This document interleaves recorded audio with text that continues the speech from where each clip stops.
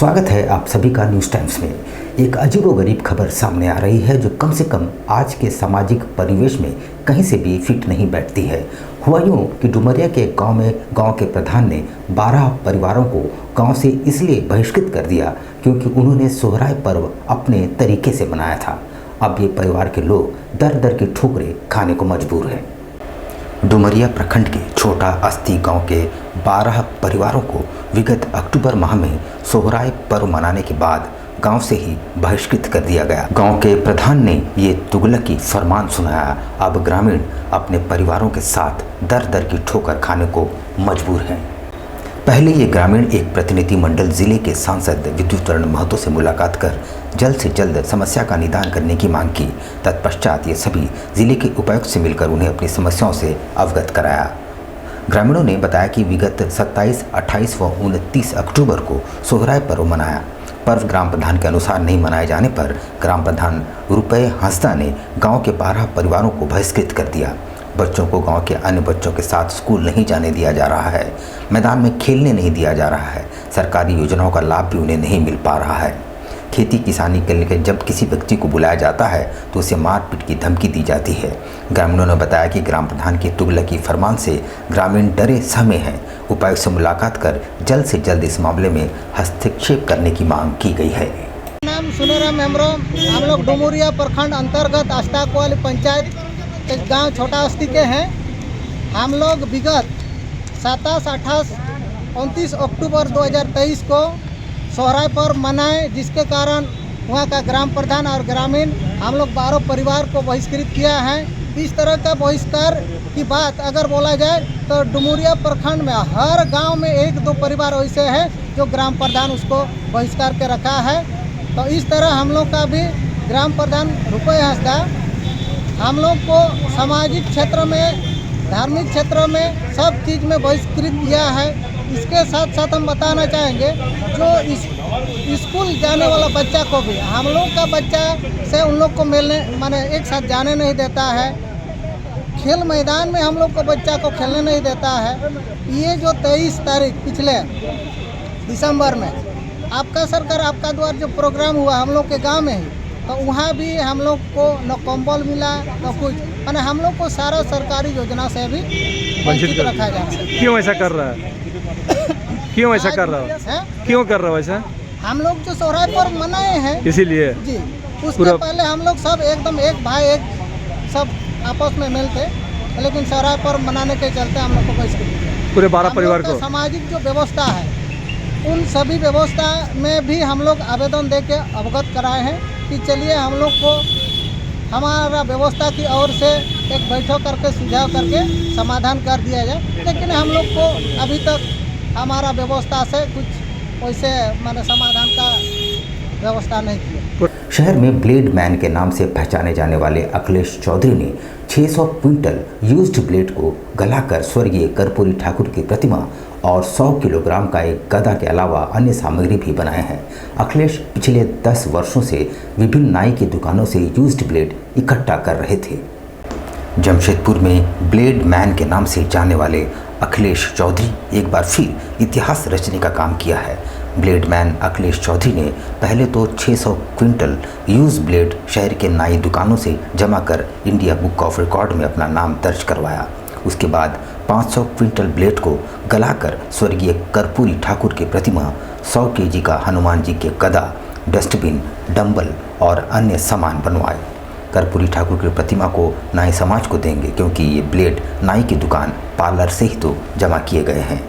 ब्लेडमैन अखिलेश चौधरी का कहना है कि प्रधानमंत्री नरेंद्र मोदी के स्वच्छता अभियान को देखकर ये प्रेरणा मिली और एक दिन नाई की दुकान में बैठे थे तो एक गाय कचड़ों के ढेर में कुछ खा रही थी कि गाय का गला कट गया और बाद में गाय की मौत हो गई। इसके बाद क्या था, अखिलेश चौधरी ने इसे एक अभियान की तरह लिया और शहर के सभी नाई दुकानों में पहले डस्टबिन दिया गया और वहीं से ब्लेड इकट्ठा करने का काम शुरू किया। देखिए, ये अभियान जो ब्लेड वाला है, हम लोग आज से 2014-15 से एक आहत वाली घटना हुई थी। गाय माता डस्टबिन में जूठन खाने के क्रम में ब्लेड फेंका हुआ तो चबा ली थी, गला फंसा, टेटनेस हो गया, वो गुजर गई तो हम लोग वहाँ जाना न करते ही थे। जिस दिन गुजरी थी उसी दिन हम बाल का नाम बना रहे थे, तो मन में चल रहा था कि ये ऐसा चीज़ है जो बहुत ही इम्पोर्टेंट चीज़ है ब्लेड, लेकिन वो ब्लेड कहाँ जा रहा है 100 साल 150 साल जब से इसका उत्पादन हुआ है किसी को पता नहीं था। तो जिस जगह हम बाल बनाते हैं कटवाते हैं वो हजाम भाई से हम निवेदन किए कि हम पहले उसको डस्टबिन दे दिए खरीद के एक ठो कि बाबू देखो तुम इसको ठोंगा में जमा करके मत फेंको, आप इसको जमा करो। तो क्या करेंगे जमा करके इतना जमा हो जाएगा, तो बोला नहीं जमा हो तो हम इसको ले जाएंगे। तो वहाँ से मैंने अभियान चालू किया, पूरे शहर जमशेदपुर शहर चारों तरफ जो भी मानगो एरिया या पश्चिमी सब जगह है सभी सैलून में हम लोगों ने स्टिकर के द्वारा गाय माता का फोटो के साथ फ़ोन नंबर दे करके उनसे निवेदन किया कि इस ब्लेड से आप प्रयोग किए ब्लेड को जो फेंक देते हैं, इसे रोड में फेंकते हैं पशु पक्षी चलने वाले को नुकसान है, रोड नाली में फेंक देते हैं तो सफाई कर्मी को नुकसान है, और डस्टबिन में फेंकते हैं तो जो भी जीव जंतु जाते हैं खाने के लिए उनको करता है। तो बोले ठीक है, तो उनको हम लोग ने सभी को डस्टबिन का व्यवस्था किया। स्टिकर तो लगा ही थे, जितने मित्र हैं उनको व्हाट्सएप मैसेंजर फेसबुक के माध्यम से हम लोग ने सबको मोटिवेट किए, और एक करते करते आज ये इस मुकाम में हम लोग पहुंच गए कि अगर हमारे पास 6 क्विंटल ब्लेड आ गया है तो हमने रोड नाली डस्टबिन से शहर को बचा लिया। ये अचीवमेंट है। और ये काम करते करते 2 साल पहले हम लोगों ने इंडिया बुक और रिकॉर्ड में भी दर्ज हो गया, जो ये मालूम नहीं था कि ऐसा काम करने से हम वहाँ भी चले जाएंगे। अब हुआ कि ब्लेड तो काफ़ी मात्रा में जमा हो रहे, से क्या किया जाए। हमने बहुत जगह पता किया, कोई इसका उपयोग नहीं। लोग बोलते हैं कि सिक्का से ब्लेड बनता है, तो हम चाहे कि अगर गवर्नमेंट को ज़रूरत हो ले लें, कहीं से कोई सूचना जब नहीं मिला तो खोजते खोजते एक आदितपुर में हमारे मित्र हैं नितेश जी, वो MVS कंपनी उनका है, वो फर्नेस चलाते हैं। 2 क्विंटल का उनका फर्नेस था, उन्होंने एग्री किया। तो बोले कि क्या बनाइएगा इसका, क्या हम बना दें।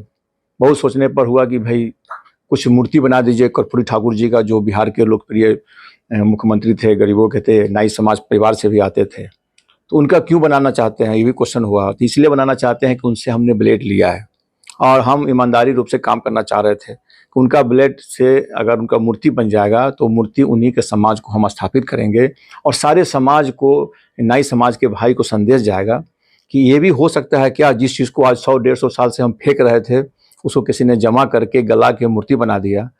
लोकसभा चुनाव के मद्देनजर लोगों को मताधिकार के प्रति जागरूक करने और वोटिंग प्रक्रिया की संपूर्ण जानकारी के लिए जिला मुख्यालय परिसर में EVM प्रदर्शनी लगाई गई है, जो 2 माह तक चलेगी। मताधिकार के प्रति जागरूक करने एवं वोटिंग प्रक्रिया की संपूर्ण जानकारी उपलब्ध करवाने हेतु जिला मुख्यालय परिसर में EVM प्रदर्शनी लगाई गई, जिसका उद्घाटन जिले के SSP एवं उप विकास आयुक्त ने फीता काट कर किया। इस प्रदर्शनी में EVM VVPAT लगाए गए हैं, जहां कोई भी व्यक्ति सैंपल वोटिंग कर वोटिंग की प्रक्रिया को आसानी से समझ सकता है। साथ ही VVPAT मशीन की उपयोगिता को भी समझ सकता है। उद्घाटन समारोह में शामिल जिले के वरीय अधिकारियों ने इस दौरान सैंपल वोटिंग के साथ ही सभी से यहां पहुंचकर इस प्रक्रिया को समझने की भी अपील की है।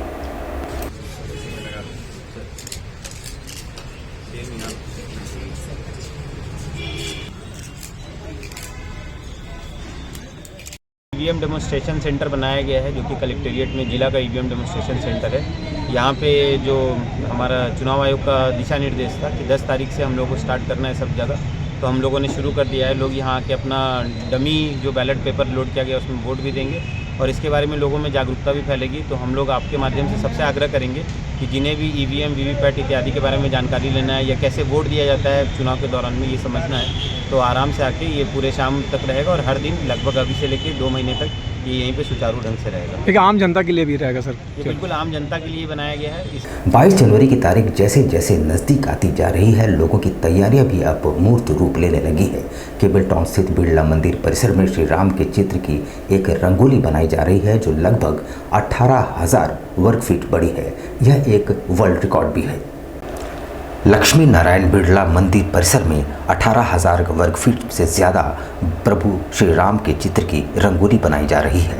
इसका निर्माण तेजी से चल रहा है। विदित हो कि 22 जनवरी को अयोध्या में नवनिर्मित राम मंदिर में रामलला के बाल स्वरूप के विग्रह की प्राण प्रतिष्ठा होगी। इसी के उपलक्ष्य में जमशेदपुर के निर्माणाधीन लक्ष्मी नारायण मंदिर में ये रंगोली बनाई जा रही है। इसके लिए कारपेट बिछाई गई है। रंगोली आर्टिस्ट विवेक मिश्रा द्वारा एक आकर्षक भगवान राम की रंगोली बनाई जा रही है। इससे पहले विवेक मिश्रा द्वारा 3000 वर्ग फीट में बिष्टुपुर राम मंदिर में रंगोली बनाई गई थी। 22 जनवरी को इस रंगोली को LED स्क्रीन पर ड्रोन के माध्यम से सबको प्रदर्शित किया जाएगा।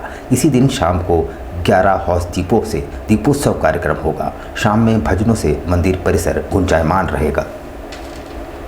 और ये टोटल 18,000 स्क्वायर फीट में बन रही है और ये मैं स्टार्ट किया हूँ 5 तारीख से बनाना और ये कंप्लीट होगा आपका 20 तारीख को और जिसका मतलब 22 तारीख को इसका उद्घाटन होगा।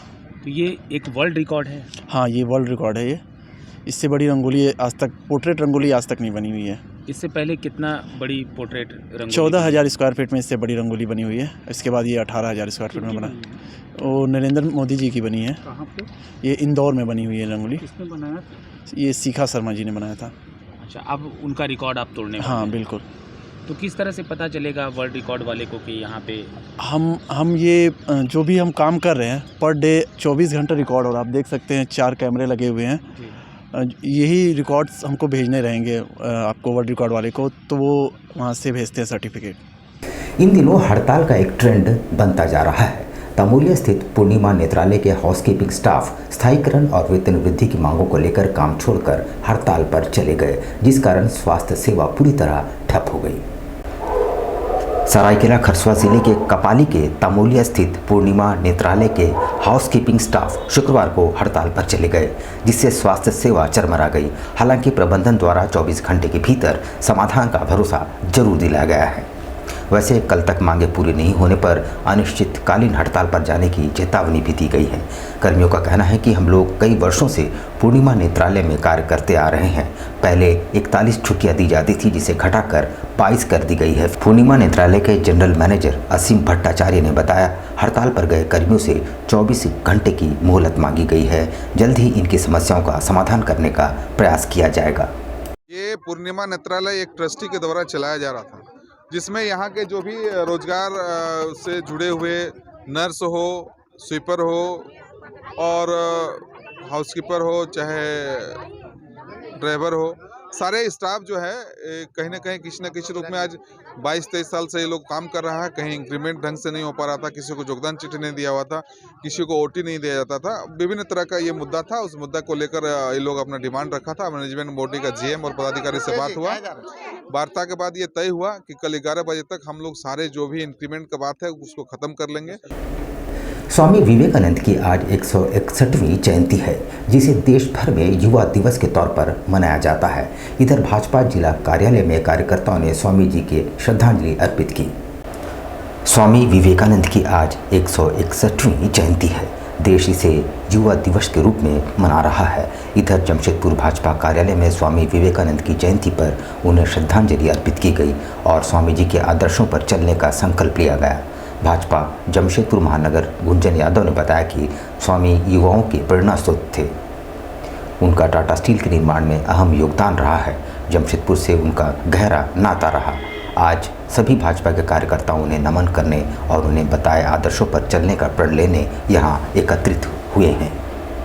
का 161वीं जयंती भारतीय जनता पार्टी जमशेदपुर महानगर के जिला कार्यालय में हम सभी भाजपा जन स्वामी विवेकानंद जी को नमन करते हुए, श्रद्धांजलि अर्पित करते हुए उनके बताए मार्ग पर चलने का हम सभी संकल्प ले रहे हैं। स्वामी जी युवाओं के आदर्श पुरुष हैं और आज युवा दिवस भी है। स्वामी जी की क्रांति और स्वामी जी के आंदोलन और खास करके स्वामी विवेकानंद जी का जमशेदपुर से एक अभूतपूर्व जुड़ाव और लगाव था। यहाँ जो आप टाटा स्टील का कारखाना देख रहे हैं, उसके स्थापना में भी स्वामी जी की एक बड़ी सोच थी। ठंड के बढ़ते प्रकोप को देखते हुए जुगसलाई विधानसभा क्षेत्र के विधायक मंगल कालिंदी द्वारा ईदगाह मैदान में सैकड़ों जरूरतमंद लोगों के बीच कंबलों का वितरण किया गया। जमशेदपुर व आसपास के क्षेत्रों में इन दिनों ठंड का प्रकोप बढ़ता जा रहा है। ऐसे में सड़क पर रात गुजारने वाले लोग और गरीब और ज़रूरतमंद लोगों के समक्ष ठंड का मौसम एक बड़ी चुनौती है। ऐसे में गरीबों और ज़रूरतमंदों लोगों के बीच जुगसलाई ईदगाह मैदान में विधायक मंगल कालिंदी द्वारा कंबलों का वितरण किया गया, जहां विधायक मंगल कालिंदी ने कहा कि राज्य की वर्तमान सरकार अंतिम व्यक्ति तक के लिए खड़ी है।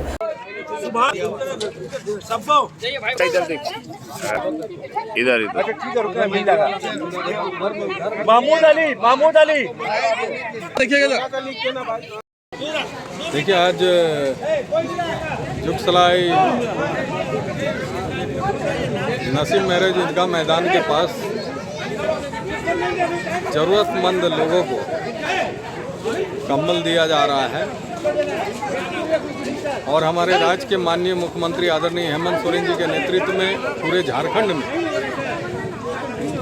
किसान, मजदूर, गरीब वर्ग के लोगों के बीच में ठंड को देखते हुए समय सीमा के अनुसार कंबल दिया जा रहा है। इससे पहले कई सरकारें थी, कंबल ज़रूरतमंद लोगों को समय पर नहीं मिलता था, गर्मी के समय कंबल वितरण किया जाता था। यहाँ पर हम लेंगे एक छोटा सा ब्रेक, लेकिन आप कहीं जाइएगा नहीं, क्योंकि ब्रेक के बाद खबरों का दौर जारी रहेगा। तो आप बने रहिए हमारे साथ और देखते रहिए न्यूज़ टाइम्स। लोग एक प्रोजेक्ट शुरू कर रहे हैं। हमारा नाम, कंपनी का नाम कैलॉन डेवलपर्स है। ये कैलॉन जो नाम है, ये ग्रीक गॉड ऑफ ब्यूटी का नाम है, तो उनका चेहरा भी है हमारे लोगों में। और जो ये प्रोजेक्ट आ रहा है सत्या कैलॉन टावर के नाम पे, हमारा जो भी प्रोजेक्ट्स आता है सबको ग्रीक वे से हम लोगों ने इंस्पायर करने के लिए इसका नाम रखा था कैलॉन। तो इसमें जो आप देख रहे हो हट और पिलर का डिज़ाइन, ये एक्चुअली ग्रीस में बहुत पाया जाता है ऐसा डिज़ाइन। तो उस वे से हम लोग इसमें लाना चाह रहे हैं। जमशेदपुर में पहली बार ऐसा कुछ कॉन्सेप्ट आएगा। ये एक मल्टी स्टोरीड बिल्डिंग है, बेसमेंट ग्राउंड +5 बनेगा। इसमें जिम, प्ले एरिया और स्विमिंग पूल है। तो स्विमिंग पूल भी थोड़ा यूनिक वे से है, हम लोग इन्फिनिटी पूल ला रहे हैं, जो कि जमशेदपुर में पहली बार कोई ला रहा है। इन्फिनिटी पूल का कॉन्सेप्ट अगर कोई गूगल करे तो बहुत अच्छा, उसको देखने में बहुत अच्छा लगता है।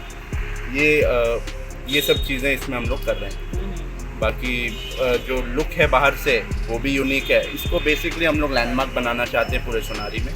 तो अभी बुकिंग्स ओपन है, जो भी चाहें वो इसको ले सकते हैं।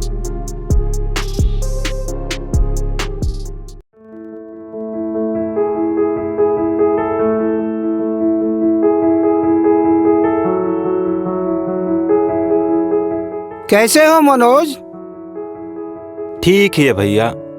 ठीक तो बोल रहे हो, ठीक तो दिख नहीं रहे हो। तुम्हारे उम्र में तो हम 10-10 किलोमीटर दौड़ जाया करते थे। सारे लोग टहल रहे हैं, तुम सुस्त बैठे हो। वो क्या है ना भैया कि थोड़ा प्रॉब्लम हो गया है। प्रॉब्लम? हम तुम्हारे बड़े भाई जैसे हैं, तुम अपना समस्या बताओ हमको। हो सकता तुम्हारी समस्या का समाधान हमारे पास हो। वो क्या है ना भैया कि हमको पाइल्स हो गया है। बहुत सारे डॉक्टर को दिखाया लेकिन कहीं पे कोई आराम नहीं मिला। बस इसी को लेकर परेशान है। चलो तुमको हम कहीं ले चलते हैं, हमको भी हुआ था। आज देखो हम ठीक हैं। कहाँ भैया? हाय हमारे एक परिचय के। वहाँ जाने से ठीक हो जाएगा? हाँ, एकदम ठीक हो जाएगा। पक्का ना? हाँ पक्का। चलो चलो चलिए भैया। शमीम खान नवेदी, पाइल्स, बवासीर, किसी भी प्रकार का बवासीर हो, 7 दिनों में जड़ से समाधान है। शमीम खान नवेदी, दातकेडी 9308081071, 9031612032, सुबह 10 बजे से 1 बजे तक और शाम 4 बजे से 8 बजे तक। आपके बच्चों के सुनहरे भविष्य का दूसरा नाम गायत्री शिक्षा निकेतन। शिक्षा के क्षेत्र में उत्कृष्ट प्रदर्शन के लिए राष्ट्रीय एवं राज्य सरकार से सम्मानित विद्यालय, जहां होता है आपके बच्चों का सर्वांगीण विकास। गायत्री शिक्षा निकेतन उच्च स्तरीय और आधुनिक उपकरणों से lace computer lab, science lab, आधुनिक क्लासरूम्स। गायत्री शिक्षा निकेतन।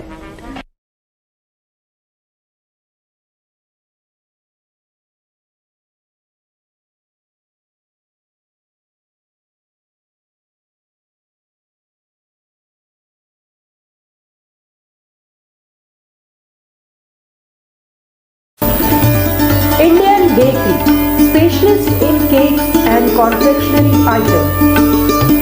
Online booking facilities.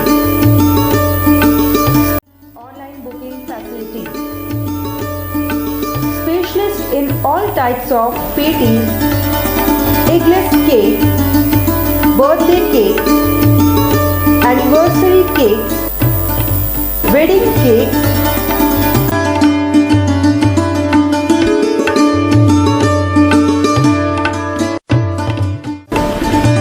cream rolls, fruit cakes, marriage anniversary cake, and school order specials.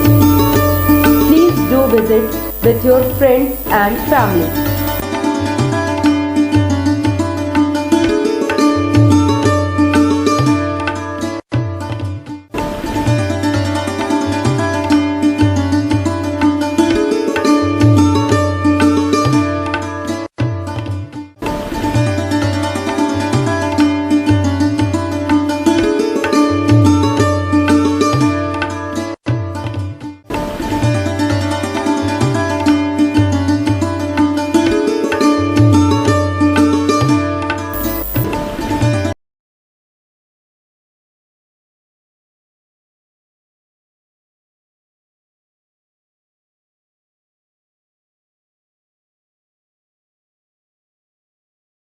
पच्चीस दिसंबर में जो है वो फ्रूट केक का डिमांड सबसे ज़्यादा रहता है। अभी fruit cake, plum cake, walnut cake और अभी चॉकलेट ब्राउनी केक बहुत ज़्यादा कस्टमर का डिमांड है। तो हम लोग ब्राउनी केक बहुत ज़्यादा बनाए हैं, फ्रूट केक भी बनाए हैं ताकि कस्टमर का जैसा रिक्वायरमेंट रहे। और सारा केक हमारे यहाँ एगलेस वेज केक मिलता है। ये हमारा इंडियन बेकरी न्यू रानी कुदर में हमारा शॉप है। जिन कस्टमर को भी चाहिए वो बिना झिझक आए हमारे इंडियन बेकरी न्यू रानी कुदर में, और हर तरह का केक आपको मिल जाएगा। आपको रिजनेबल प्राइस में मिलेगा, रिजनेबल रेट